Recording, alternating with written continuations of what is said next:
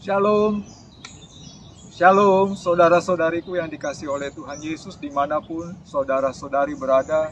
Berjumpa lagi dengan kami saudara-saudara dari channel VB Spirit.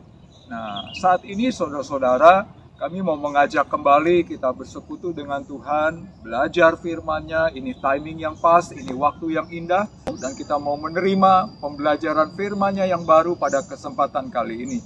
Yuk, ambil Alkitab saudara.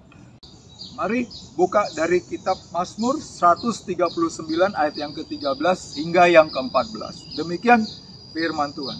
Sebab engkaulah yang membentuk buah pinggangku, menenun aku dalam kandungan ibuku. Aku bersyukur kepadamu oleh karena kejadianku dahsyat dan ajaib. Ajaib apa yang kau buat dan jiwaku benar-benar menyadarinya. Saudara-saudari yang dikasihi oleh Kristus, hari-hari ini kita melihat fenomena-fenomena kehidupan yang sangat-sangat luar biasa unik. Satu hal yang saya ambil kesimpulannya, satu hal yang saya tarik fenomenanya adalah bahwa orang berlomba-lomba semakin jadi keren, semakin jadi gaya, semakin jadi terkenal dan sebagainya. Dengan kata lain, ingin menjadi orang yang spesial. Nah, tema kita kali ini juga menjadi orang yang spesial, tetapi bukan dengan cara-cara yang aneh-aneh dan sebagainya. Ya. Hari-hari ini kan banyak orang berlomba-lomba supaya bikin video, posting, bikin konten, ya, diposting supaya jadi viral dan sebagainya. Betul? Jangan-jangan di antara saudara-saudara juga ada yang melakukan itu, ya. Nah, oke. Nah, mari kita bicara tentang menjadi orang yang spesial.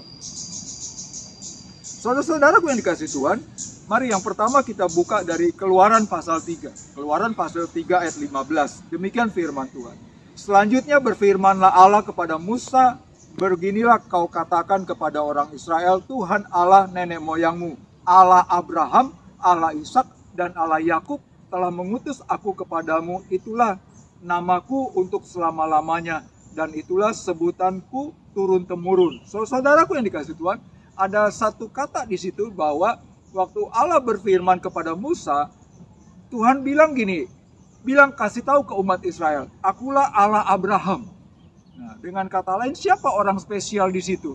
Orang spesialnya adalah Abraham. Saudaraku, kita mau belajar dari satu tokoh Abraham. Ini tokoh yang sangat luar biasa. Nah, sampai-sampai Tuhan rela menyebutkan dirinya, mempersamakan dirinya menjadi Allah Abraham. Dikatakan Allah Abraham. Musa, kasih tahu kepada seluruh bangsa Israel, akulah Allah Abraham. Wow, jadi nama Abraham dibawa-bawa. Artinya dia menjadi orang yang spesial.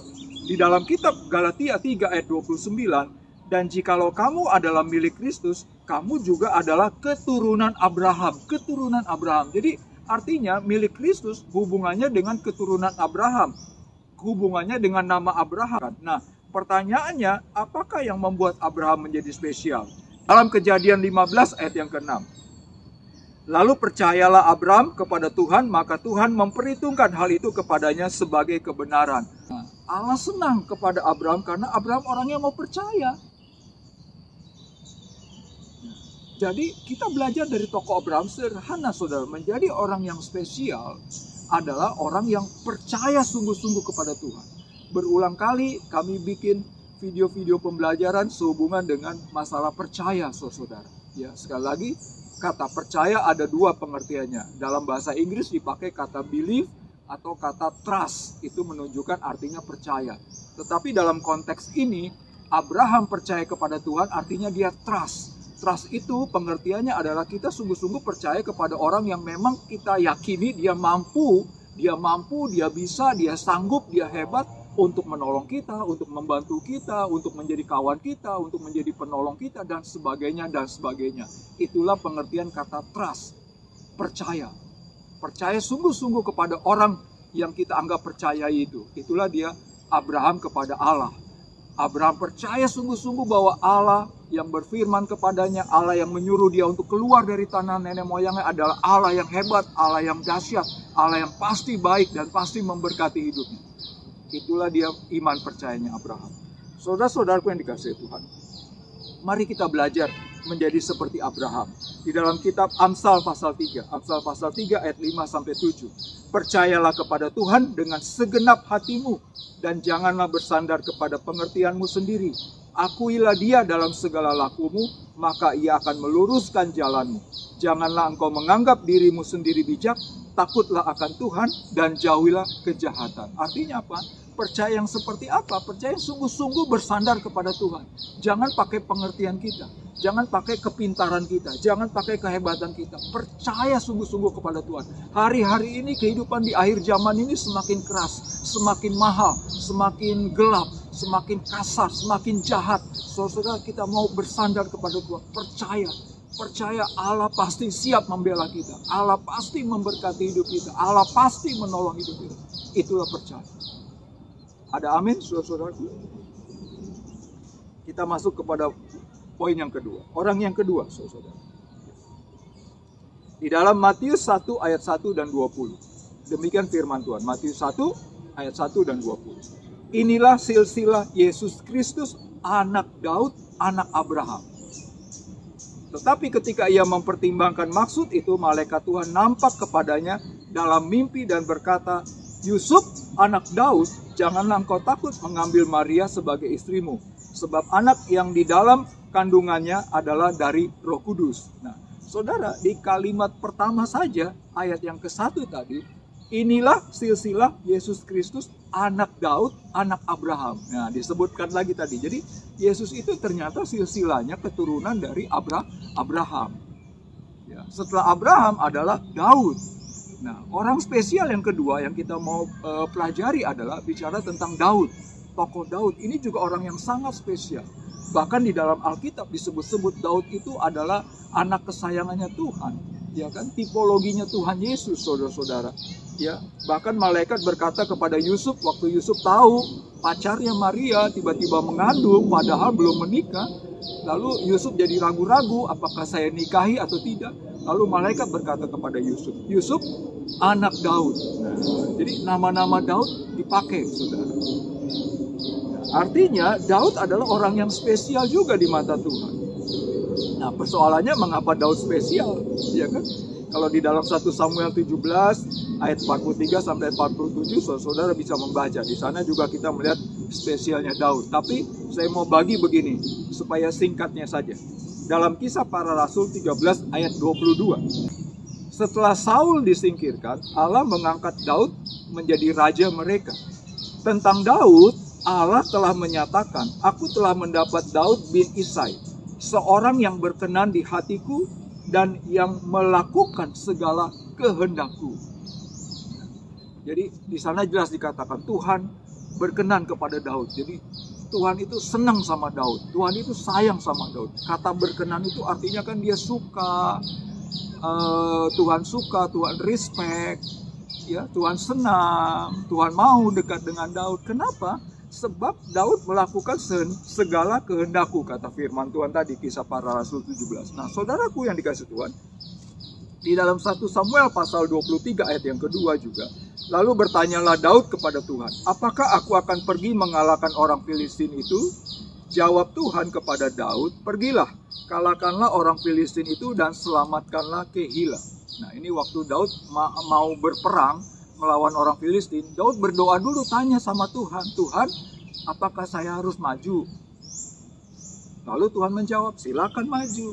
Nah, artinya Daud selalu bergantung sama Tuhan dan melakukan kehendak Tuhan. Makanya Daud dicatat di dalam Alkitab dan menjadi tokoh yang spesial di dalam Alkitab di hadapan Tuhan.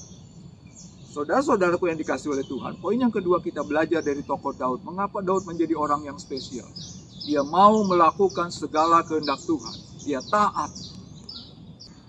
Pertanyaannya, bagaimana dengan saya dan saudara-saudara?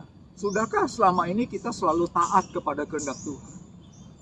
Tuhan minta kita supaya rajin berdoa. Tuhan minta kita supaya mau belajar Alkitab, ikut pemuritan, ikut melayani, ya, terlibat dalam sebuah pelayanan, di mentoring dengan segala kerendahan hati, mau dibentuk dan sebagainya, mau memberi persepuluhan kepada Tuhan, memberi persembahan dan sebagainya, banyak lagi. Ya. Menolong jiwa-jiwa, bersaksi, apakah kita sudah taat melakukannya? menghormati orang tua, menghormati dosen kita, pembina kita, dan sebagainya. Apakah kita sudah taat? Bayar pajak kepada pemerintah, mengikuti peraturan pemerintah, pakai helm, ya. Kalau sedang berlalu lintas, tidak melanggar rambu-rambu lalu lintas. Saudara, itu semuanya kehendak Tuhan. Nah, Daud tipe orang yang taat melakukan kehendak Tuhan. Apa yang diperintahkan Tuhan, dia pasti lakukan. Makanya dia menjadi orang yang berkenan kepada Tuhan, dan Daud diberkati oleh Tuhan. Kita sudah sama-sama tahu ya, bagaimana Daud diangkat menjadi raja menggantikan Saul, dan dia memimpin bangsa Israel selama 40 tahun sebagai raja. Luar biasa, amazing, saudara. Nah, kita belajar ke poin yang ketiga, kita belajar dari tokoh yang ketiga, saudara. Di dalam 1 Korintus 15 ayat yang ke-9. 1 Korintus 15 ayat yang ke-9. Karena aku adalah yang paling hina dari semua rasul, bahkan tidak layak disebut rasul, sebab aku telah menganiaya jemaat Allah. Oke. Siapakah yang dimaksud di sini?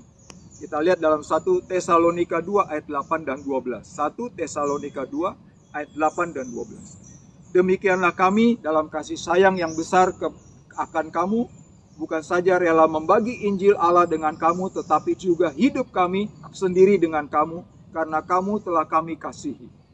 Dan meminta dengan sangat supaya kamu hidup sesuai dengan kehendak Allah yang memanggil kamu ke dalam kerajaan dan kemuliaannya. Siapakah yang dimaksud di sini? Yaitu tokoh Paulus. Ini salah satu dari rasul Tuhan yang sangat luar biasa. Bahkan kalau kita melihat dan memahami di dalam Alkitab, secara khusus Perjanjian Baru, maka didominasi oleh surat-surat penggembalaan, surat-surat kiriman dari Rasul Paulus. Ya, ada kepada jemaat di Korintus, Galatia, Efesus, Tesalonika, dan banyak lagi, saudara. Artinya Paulus adalah tokoh yang luar biasa, dan dia di mata Tuhan menjadi orang yang spesial. Ya, kenapa, saudara? Kita belajar kepada Rasul Paulus, di sana dikatakan tadi di dalam ayatnya yang ke-1 Tesalonika 2 ayat 8 dan 12. Demikianlah kami dalam kasih sayang yang besar akan kamu, bukan saja rela membagi Injil Allah dengan kamu, tetapi juga hidup kami sendiri dengan kamu, karena kamu telah kami kasihi, dan seterusnya. Saudara-saudaraku yang dikasihi Tuhan, Rasul Paulus menjadi rasul yang luar biasa, tokoh yang spesial di mata Tuhan. Kenapa? Karena dia hidupnya melayani dengan totalitas. Dia bukan hanya sekedar berkhotbah, dia bukan hanya sekedar mengajar, tapi dia totalitas hidupnya pun dibagi kepada jemaat. Hidupnya dibagi kepada orang-orang yang dilayani, yang dikasihi. Di dalam Kisah Para Rasul 19 ayat 12. Bahkan orang membawa sapu tangan atau kain yang pernah dipakai oleh Rasul Paulus dan meletakkannya atas orang-orang sakit, maka lenyaplah penyakit mereka dan keluarlah roh-roh jahat. Wow, luar biasa. Ya, sampai-sampai sapu tangan atau kain yang pernah dipakai Paulus ketika ditempelkan kepada orang sakit, diletakkan di atas orang sakit, maka orang sakit menjadi sembuh. Luar biasa, saudara. Amazing. Wow.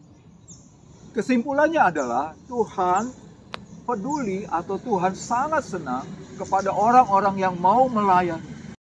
Saudara-saudari yang dikasihi oleh Kristus, mari kita belajar seperti tokoh Paulus. Makanya Paulus sangat dikenan oleh Tuhan dan menjadi orang yang spesial. Karena dia rela melayani, dia mau melayani Tuhan dan melayani sesama dengan sungguh-sungguh. Dia bukan hanya sekedar ikut-ikutan melayaninya, bukan hanya sekedar main-main.